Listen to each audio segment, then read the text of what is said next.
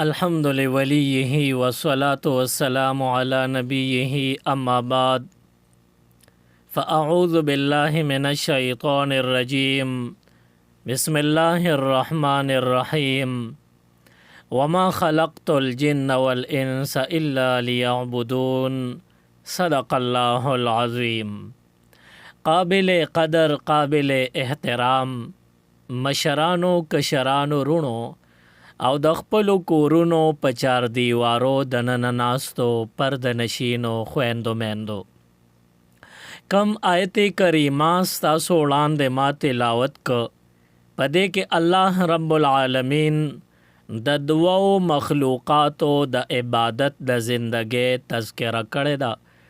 رب کائنات فرمایلی دی وما خلقت الجن والانس، اللہ تعالیٰ فرمائی ما ندی پیدا کړي پیریان او انسانان الا لیعبدون مگر د عبادت د پاره مې پیدا کړي دي.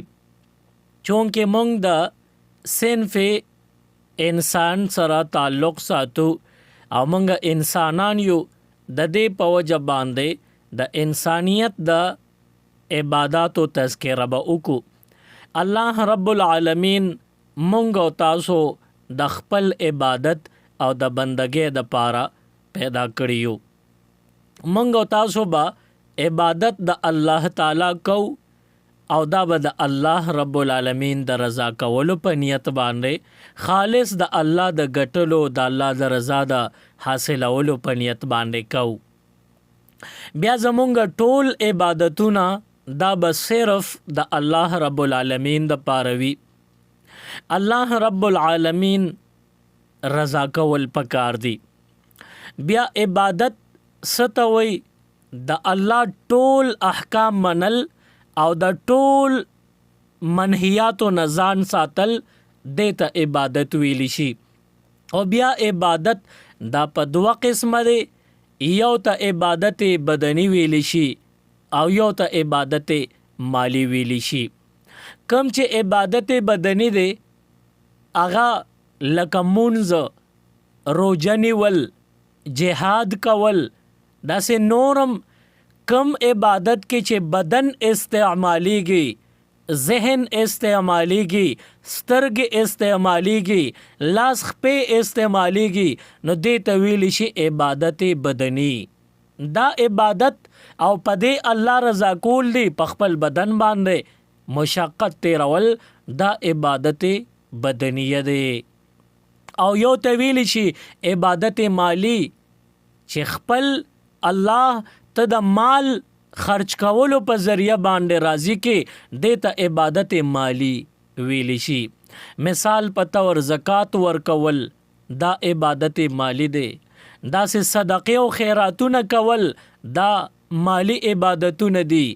دا سه د الله په نوم جماعت جوړول، مدرسه جوړول، او چې کم خلق محتاج دي هغوی سره تعاون کول، دا ټول عبادت بدنیه مالیه دي. دې کې مال صرف کیږي، مال خرچ کیږي د چا د پاره؟ خالص د الله رب العالمین د پاره، نه دې ته ویلی شي عبادت مالی. او قربانی دام عبادت مالی دی. خپل مال پیسې د الله په نوم لګول دی، او چې کم ساروی دی واغشت هغه حلالول دی، نو دا خو مال باندې ته الله راضی کې. نو یو عبادت بدنی او یو عبادت مالی دی.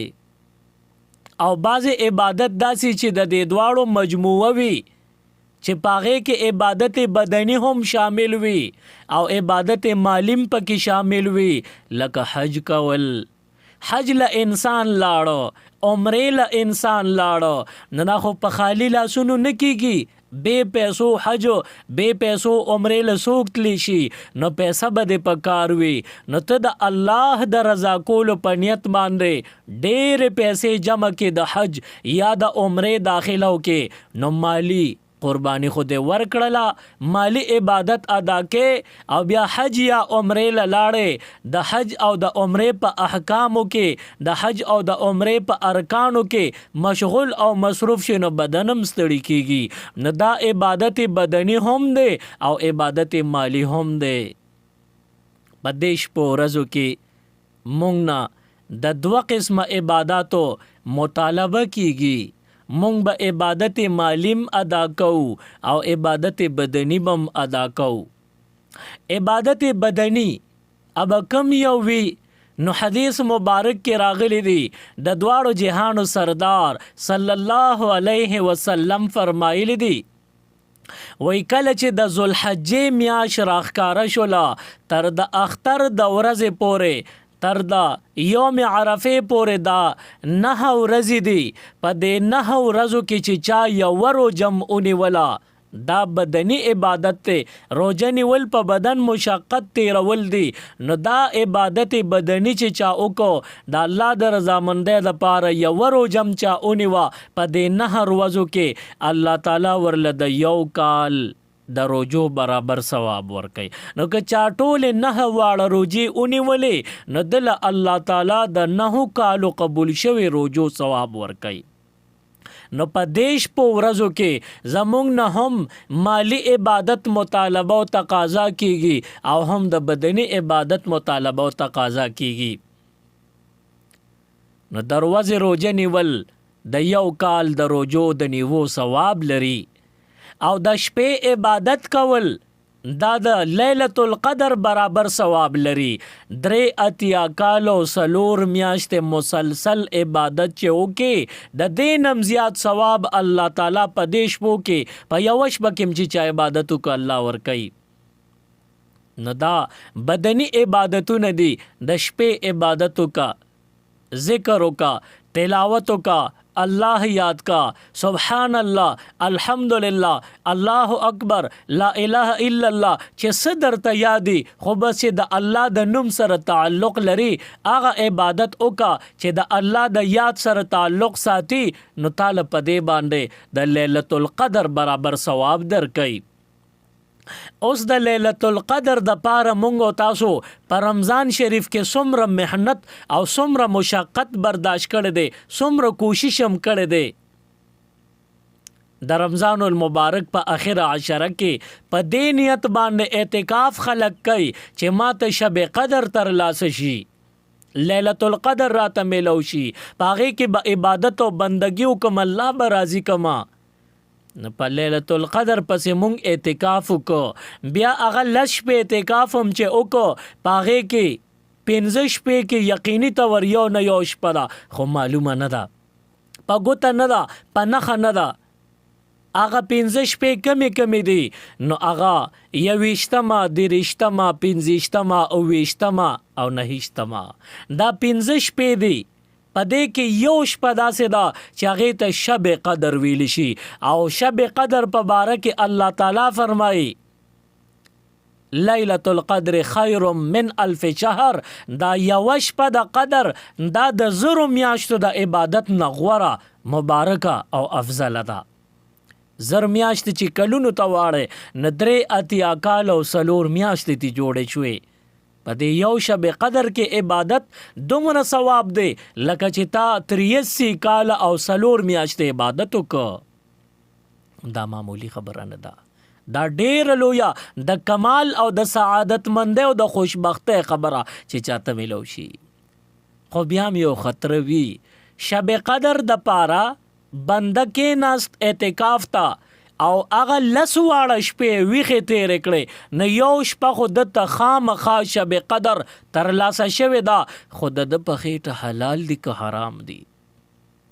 چلو زبس مونږ به وایو چې حلال خور دی د چې کوم شپه د شب قدر کې عبادت وکړو د ته هغه شپم تر لاسه شو خو په دې دل الله ثواب ورکوي کنه د عبادت الله قبلای کنه دا یو خطر خوشتا او د دې ګارانټي د سره چا سره نشتا چې زب عبادت کوم نو دا به خامخا قبليږي دا سو حکم نشي ویلې دا د الله تعالی مرزي دا چې الله تعالی غواړي چې ساله ثواب ورکي او چاله نه ورکي د چانه قبلي او چاله په مخ ور غورځي نه د الله تعالی منشا او مرزا دا د کیسو حکم ایس نشي اختیار لرلې.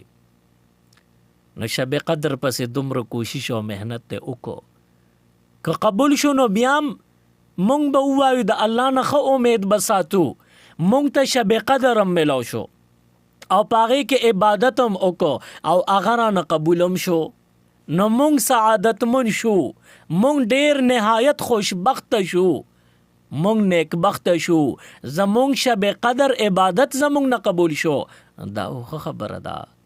خو بیا یوه شپه ونو مونږ خو وایو چې ډیر زیات عبادتونه هر شپه وکړو چې دا ټول شپې زمونږ د شب قدر په شان شي. دا خو نه شي کېدی.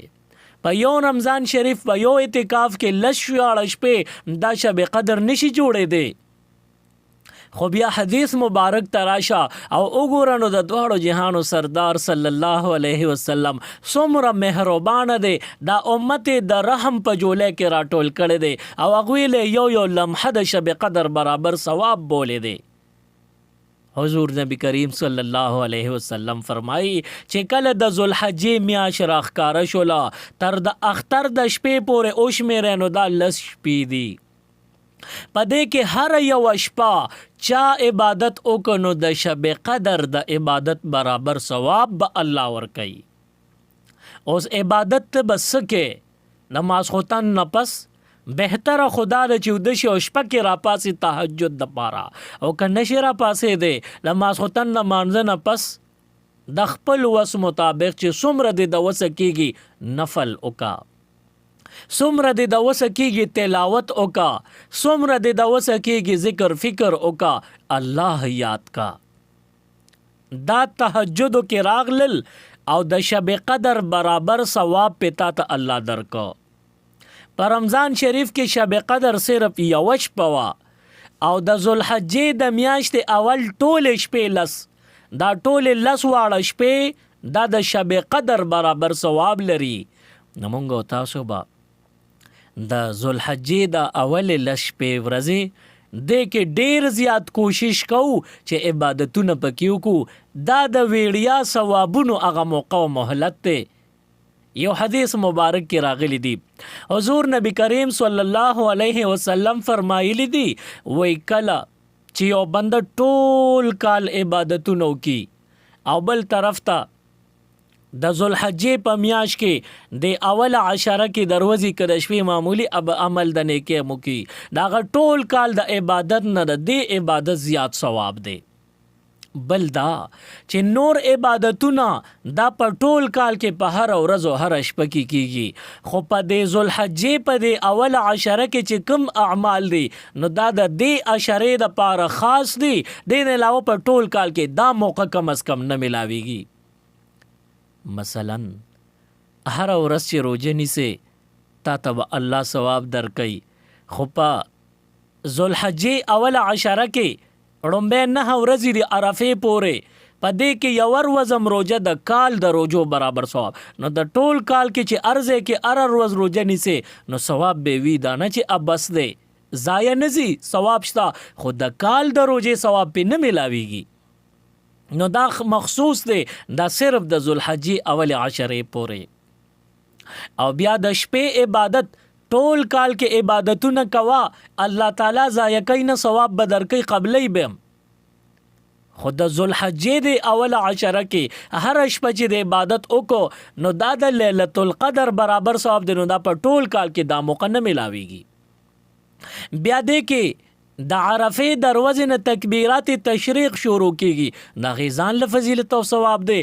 نو په ټول کال کې دا صرف دا یو 15 شپې ورځې خاص دي، دا عبادت په نورو میاشتو کې نه کیږي.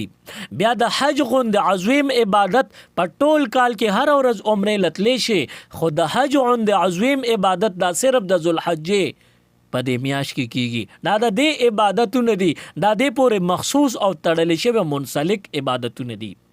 بیا د قربانۍ غوند عظیم عبادت دا صرف د ذوالحجې د لسم دولسم تاریخ سره مخصوص دی.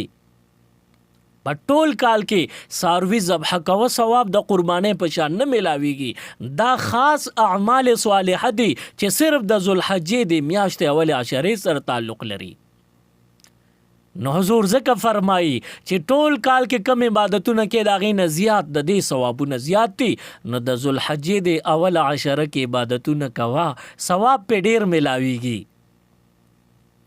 بل یو اهم حکم تاسو ته ذکر کم چونکې تاسو ته به معلومه وي چې د دنیا دا څومره مسلمانان دي، د تمام روی زمین د پاسه څومره زنده سر څومره مسلمانان دي، نو هر مسلمان په زړه کې دا یو خواهش لري، هر مسلمان آرزو تمنا لري کاش چې زه لاړ شم د بیت الله مبارک دیدار او حج وکما.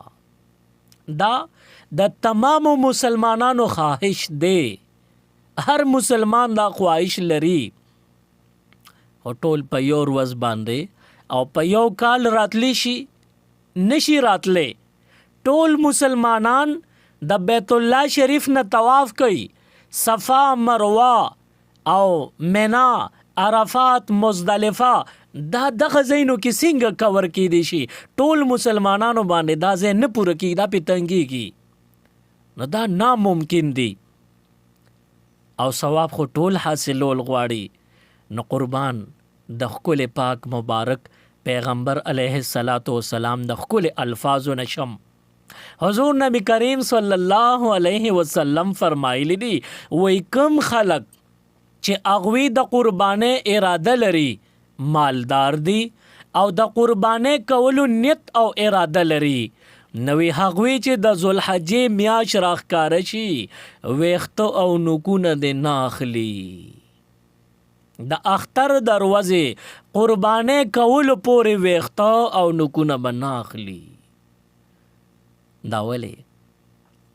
وجه دا ده علما فرمایي وی د حاجیانو د حج د وجنا د احرام د وجنا په هغوی باندې پابندی لګېدلې ده، نوکونه او ویښته به نه کټ کې، دا د احرام پابندی ده.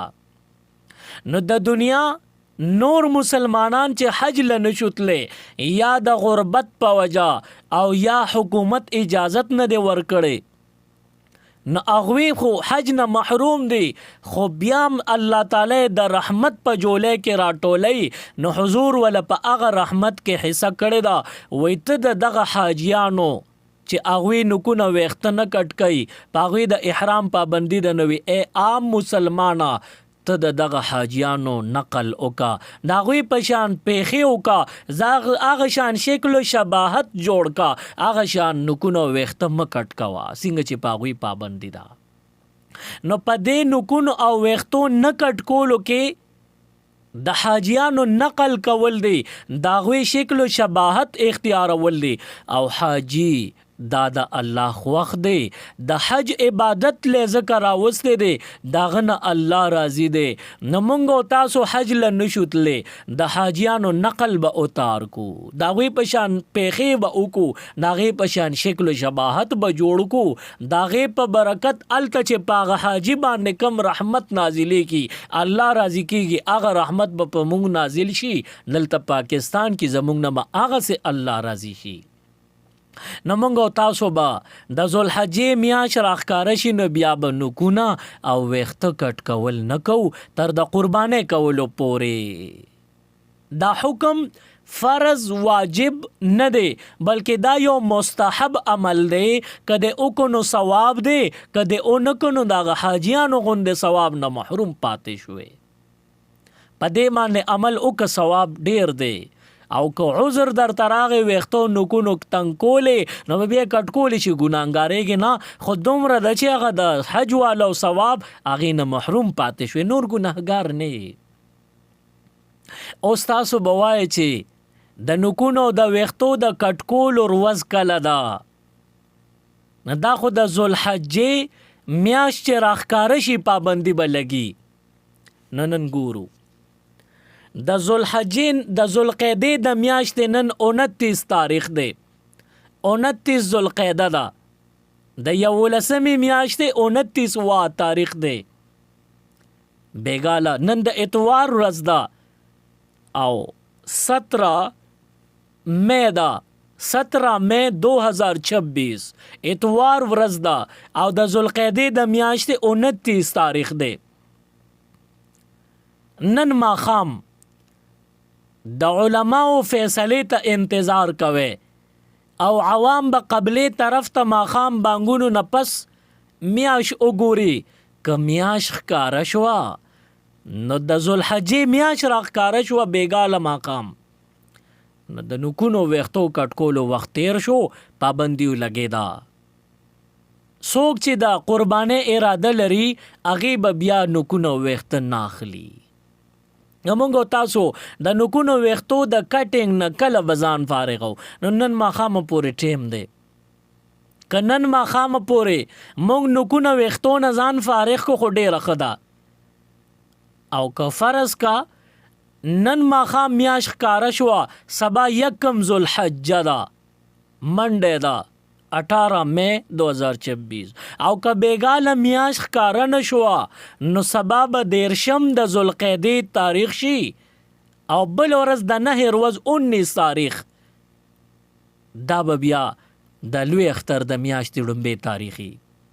خو زیات امکان نه چې که موسم فضا د قبلې طرف اوریځ نه و صفا وه نو بس بیا به میاشت ممکنه چې بیګاله هم ښکاره شي. نو موږ او تاسو به د نن نه ځان فارغ کو، نوکونه او ویښته د نن نه ځان فارغ کې. دا د حکم عام دی د نارینه زنانه را ټولو دپاره. هغه خلکو دپاره مستحب دي کم چې د قربانۍ اراده لري، دوی له به په دې عمل باندې څونه ثواب ورکړی کېږي. وایي د حاجیانو نقل یې کړی دی نو د حاجیانو هومره ثواب به پې ورکو. الله تعالی پې د حاجي برابر ثواب ورکوي. هغه حج کو، هغه خو مال هم ولګو، بدن هم استعمال کو، دوه عبادتونه تعالی مفتو کې الله هغه ثواب درکوي. او کم چې غریبانان دي، غریب خو قربانی نشي کولی، نو هغه به نوکونه ویښته اخلي که ونه اخلي، نو د هغه دپاره هم پکار دي چې د حاجیانو په شان پیښي وکړي، د حاجیانو نقل وکړي. او پاکستان کې چې کم مالدار خلک دي قربانی کوي هغې نوکونه ویښته نه اخلي، هغه هم د حاجیانو نقل کوي، نیکان دي. نو دا غریب خلک دی د پاکستان کې قربانی کوونکو خلکو پیښي وکړي او دوی دم دا دوی په شان نوکونه ویښته نه اخلي، ممکنه ده چې الله پاک دوی لم د حاجیانو برابر ثواب ورکړي. ځکه د الله د رحمت جوله ډېره فراخه او وسیعه ده، نو دوی له به هم الله ثواب ورکړي. او بیګاله د اتوار ورځ ماښام یعنی د ګل د شپې نه تاسو به مخکې ځان فارغ کې د نوکونو او د ویښتو د کټکولو نه. خو دا حکم فرض او واجب نه دی. دا الفاظ ځکه بار بار تاسو ته وایم چې اکثر خلک غلط فهمۍ کې مبتلا شي. د نوکونو او د ویښتو د کټکولو کم موده دا هر کله کولی شي. نن دې کټ کړ سبا بیا هم کولی شي، یا نن دې کټ کو هفته پسې هم کولی شي. خو زیات نه زیات مدت چې شریعت تا ته اجازت درکړی دی 40 شپې ورځې دي. نوکونه او ویښته دې باندې که 40 شپې ورځو کې دنه یو ځل تا نظر وکړو نوکونه ویښته دې کټ کړو خو ټیک ده. خو که 40 شپې ورځو نه واوړېدل نو اوس واجب دي چې دا نوکونه ویښته دا به لرکې، دا واجب دي که نه کې ګناهګارېږي. نو په دې 10 شپو ورځو کې نوکونه ویښته مه کټ کوه، ثواب دی پکې. خو که دې دورانیه کې ستا په ویښتو په نوکونو 40 ورځې اوړېدې پوره کېدې نو بیا واجبو ته وګوره، دا مستحب پرېږده، ثواب پرېږده، خو چې د واجبو د عمل کې راشي چې ګناه نه نشي. شاید چې تاسو زما په دې خبرو باندې په دې مسله باندې پوه شوي یې. بهر حال بیګاله میاشت ښکاره کېدو امکان دی، نو تاسو به د نوکونو ویښتو نن تر د ماښام نور پرېوتو پورې ځان فارغ کړئ، ټایم چانه نه اخلي. په دې کې ثواب ډېر دی. او بیا د قربانۍ مسله د هر چا خواهش وي چې زه د قرباني وکم، نو هر څوک تپوس کوي چې څومره نصاب دی د قربانۍ دپاره، نصاب څه دی؟ نو نن سبا نننی ریټ د 400 او د پیښور د زرګرانو نه ما ریټ واغشتو، ناغوی وی چې 8000 روپے باندې سپین زر یو توله ده. نو 8000 ضربې 52.5 تولې چاندي، نو د دې نه راځي 4,20,000 روپے. او دا ریټ روزانه کله ښکته او کله برځي. نو د دې د وجې نه زما دا ریټ چې کم مې درته وی چې 4,20,000 دی، نو دا د قرآن ټکې نه دی. هلته ریټ د سونې او د سپینو زرو اپ ډاون کېږي، نو دا ریټ به م ورپسې خوځي. نو دا د قرآن ټکی نه دی، کیدای شي دې نه زیات شي، کیدای شي دې نه راښکته شي.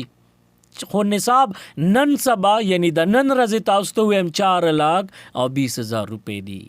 یو بنده دی هغه سره سره زر دي یا سپین زر دي یا د سپینو زرو چې کم 4,20,000 روپۍ دي دغه نغدي روپۍ دي ورسره، یا مال تجارت ته ورسره، یا کور کې د ضرورت نه زیاتی سازو سامان دی او هغه قیمت 4,20,000 روپو ته رسی، دا بنده په دې باندې مالدار دی، دی به قرباني کوي.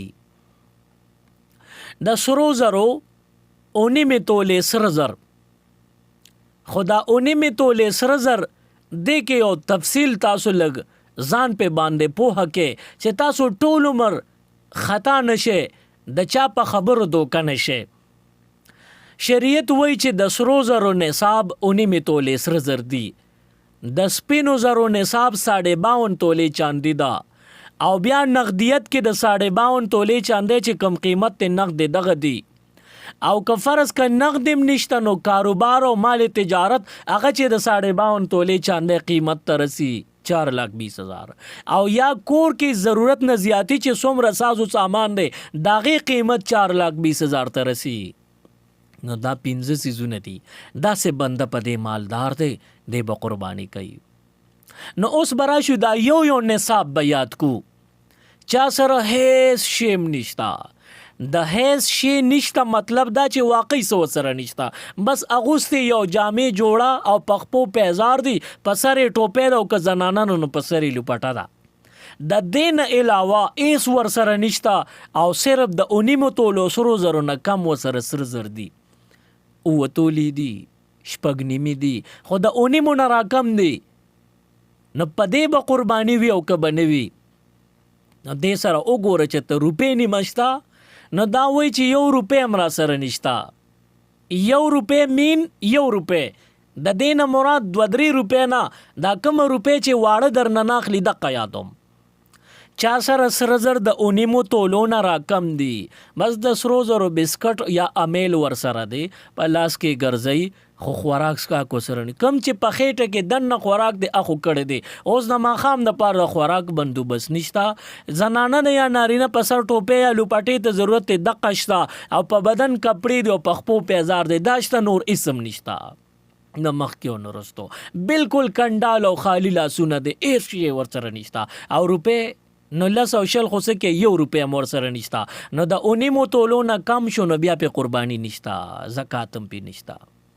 خو نن سبا وګوره دې کې ما چې تاسو ته وی تفصیل ازده کې چې د چا په خبرو کې دوکه نشي، نو هغه تفصیل دا دی چې د سره 1.5-2 تولې سره زر شته، خو الته ورسره جامې د ضرورت نه زیاتی مشته، پیزارم ورسره شته، نارینه نو ټوپې مشته، پټکې مشته، زنانه لوپټه یو نه 2-3 شته، او پیزانم 2-3 جوړې شته. او روپۍ څه ته وایي 50 شپېته او یا روپۍ هم ورسره وي، برابر داسې 2-3 زر روپۍ هم ورسره وي، 1000 روپۍ وي، 500 هم چې چا سره وي. نو دا هغه سرو زرو 2 تولې سره زرو، نو اوس یې د قیمت سره یو ځای کا، نو چې قیمت سره د یو ځای کو، نو اوس یې قیمت ټوټل رو باسا 2 تولې سره زر دا کم سے کم د 8 लाख روپو شو. او د سپینو زرو د نصاب ته مخامخ کا 52.5 تولې چاندي، د دې قیمت کم سے کم نصاب دی.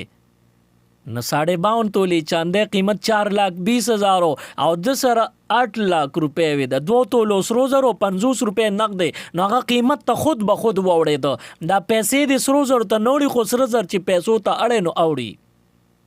نو سره زر 2 تولې او الته 50 روپۍ ورسره یو ځای شوي، نو دا قیمت ته وړې ده، نو دا 8,50,000 روپۍ شوي. او نصاب د چاندې څومره دی؟ کم سے کم نصاب هغه 4,20,000. نو دغه نارینه که زنانه دا په مالدار. اسانو الفاظو کې درته وایم، او تفصیل که زده شو خو ډېره ښه ده. ګنې دا یو فتوه د علماو ځان سره نوټ کې، مفتا به قول دی، او دا د مشرانو اکابرینو مفتیان کرامو فتوه پدې ده چې چا سره 2 تولې سره زرم وي او لږې روپۍ هم ورسره وي، بیا دونه خاص قیمت نه 100 روپۍ هم د ضرورت نه زیاتی ورسره وي، نو دغه نارینه که زنانه په 2 تولې سرو زرو مالدار دی، دی به قرباني کوي. او د زکات پر ورځو کې زکات به هم ورکوي. او چا سره 52 تولې چاندي ده نو مګ مالدار دی یا مالدار ده قربانی پیشتا، خو کسرو سپین ور سره مکس شي نو بیا قیمت ته واړو، د کم نه کم نصاب سپین زر دی هغې قیمت ته واړو، مخامخ یې که ورته نو که د 4,20,000 روپو ته رسېدو دا بنده مالدار دی قربانی پیشتا قربانی به کوي. او که نه ورسره سره شته نه ورسره سپین شته خو د تجارت او دکانداري ده نو تجارت او دکانداري قیمت هغه معلوم کی کم سے کم چې کم نصاب دی هغه د چاندې دی 4,20,000 روپے دی. نو وګوره دی دکان کې چې کم د خرڅ سامان پروت دی کم چې روزانه تا نه خلک اخلي تی خرڅه نو د هغه سامان قیمت ټوټل کا. اوس دا دوه قیمت دي، یو هغه چې تا دکاندارې له سودا د بل چا نه په بیا غېستا تا ته په کم ریټ ملاوي ده، خو اوس چې ته په گاګ خرڅه نو ته ګران خرڅه نو ته به اوس دا ټوټل کې د کم نصاب مطابق کم قیمت مطابق چې پسو تا اغشتو او که پسو به ته خرڅه نو کم چې تا اغشت هغه قیمت نه چلیږي، بلکې ته چې پسو خرڅه هغه ریټ به ولګي او ته به معلوم کی چې 4,20,000 روپو تستا د دکان دا سامان رسی کنا که رسیدنو تو مالدار قربانی بکے. په دکان کې پرج فریزر پروتی یا د دکان سے مشینری د چې سا روزانه استعمالیږي دې باندې زکات او قربانی نی، بلکې کم شیزونه چې ته اخلي او خرڅه دغه به نصاب او قیمت معلوم کې پاغه به زکات او قربانی حکام لازمیږي. خیو بندن غسر سره نشتا سپین نشتا د سرو سپینو مجموعم نشتا او نقدی کاروبارم ور سره نشتا دکانداریم نشتا خو نقدی روپے ور سره شتا نو هغه نقدی روپے د دې ټوټل کې نن سبا 4,20,000 روپے د سپینو زرو نصاب دی دې ترسي کنا که 4,20,000 روپو ته رسېدو یا د دین اوړېدنو دا مالدار دی دې به زکات هم ورکوي او کله د قربانۍ شپې ورځې راشي قرباني به هم کوي. او دی وای چې ما سره سرم نشتا سپینم نشتا دکانداری تجارت هم نشتا او ورسره نقدی روپیم نشتا نه پکور کې وګوره زیاتی سازو سامان چې په ټول کال کې ستا استعمالیږي نه نو دا د ضرورت نه زیاتی دی داغي قیمت معلوم کا که داغي قیمت 4,20,000 روپو ته رسېدو ته مالدار قربانی در باندې شتا او که داغي قیمت 4,20,000 روپو ته نه رسېدو ته غریبی پتا قربانی نشتا. نو پدې یو مسله کې خو نارینه بچکیږي خو زنانه پکې ګیری دي، زنانه 2 ځای ګیری دي سر اکثر سر زروي وي دا یو نیمه توله دا ګوتمه او دا واله او دا یو شی او دا بل شی نو هغه چې را ټوټل کې نو هغه اکثر 4,20,000 روپو ته قیمت رسی نو زنانه دغه ځای کې راګیری دي که یو نیمه 2 تولیم لري دا مالداری دي دوی باندې قربانی شتا. او بل ځای داسې ګیری دي چې زنانه د ضرورت نه زیاتی لوخي لري کور کې دا لوخي لرګي دا په ټول کال کې دا نه راکوزي پخوانی کورونو کې دریو او شو کې سونه دي نو پاغه کې دا پراتی او ټول کال کې نه رالي صرف یو اختر او بل اختر د صفایو د دوړي سندلو د پار راکوز کی د وینځلو د پار راکوز کی نور په ټول کال کې د استعمال د پار نه راخلی نو دغه لوخي د ضرورت نه زیاتی دي چې په ټول کال کې د استعمال نمبر ناراضي نو دا ضرورت نه زیاتی شو قیمت به معلوم کې 4,20,000 روپو ته رسی دغه زنانا چې د دې لوخو مالک دغه مالدار ده قربانی پېشتا قربانی بکای. او یو بل زنانا چې داغي واده شوی وي نو د واده جوړه څومره قیمتي وي د واده د شپې وي د جنج وي یا د ولیمې وي نو دا یو جوړه په 1 لاک په 2 لک روپے کېږي ارزان پکې نی دا د 1.5 لاک او دا د 2-3 لک روپو پورې یا د دینم زیاتې جامع زنانه د واده د پاره ودا مې د نخې دا مې د مال نمونم ناراضي بهر حال ودا مې د ولی د جنج دا او دا مې چې دینو د ولیمې دا مې د اومې دا نو چې په 1 لاک شي نو 4-5 لک روپے د دې 4-5 جوړو نه جوړيږي او دا کمی جامې تاسو ته پته شته د واده د جنج چې کومه جوړه زنانه استعمال کړه نو را روانه ټوله زندګۍ کې د دې په خاندان کې یا د پلار خاندان یا د خاون خاندان کې چې کوم پروګرامونه خاده کېږي هغه کې د جنج دروازه جوړه دا نه چي وی بدی ښکاري او واقعي ځان په وته بدی ښکاري. او کم چې د واده د شپې جوړی نو ټول عمر د خاون په خاندان کې خاده راځي یا د پلار په خاندان کې خاده راځي، ضرور خور واده کې دا هغه د واده د شپې جوړنا چې وی بدی ښکاري، واقعي چې ځان په وته بدی ښکاري. او بیا د ولیمې دروازه چې کومه جوړه ده نو هغه ټیک ده چې په 1.5 او په 2 لک روپیا ده، ډیره قیمتي ده خو استعمالي نه د پلار خاندان په خادو کې او نه د خاون خاندان په خادو کې، بس دغه جوړه صرف شوکیس کې او یا په الماره کې کبټ کې پرته وي. نو داسې جامېګانې چې ټول کال کې نه استعمالیږي نو دا د ضرورت نه زیاتی دی قیمت معلوم کا که قیمت 4,20,000 روپو ته رسیدو نو قربانی پیشتا که قیمت نه رسید 4,20,000 تا نو زنانه خو روزاره د قربانی پی نشتا. دا تفصیل می تاسو ته وضاحت سره وی. الله پاک دې په دې یو څو خبرو باندې موږ تاسو ټول لا د عمل کولو توفیق راکړي. سبحان ربک رب العزة عما یصفون وسلام علی المرسلین والحمد لله رب العالمین. اللهم ربنا آتنا فی الدنیا حسنه وفي الآخرة حسنه وقنا عذاب النار وادخلنا الجنة مع الابرار یا عزیز یا غفار برحمتک یا ارحم الراحمین.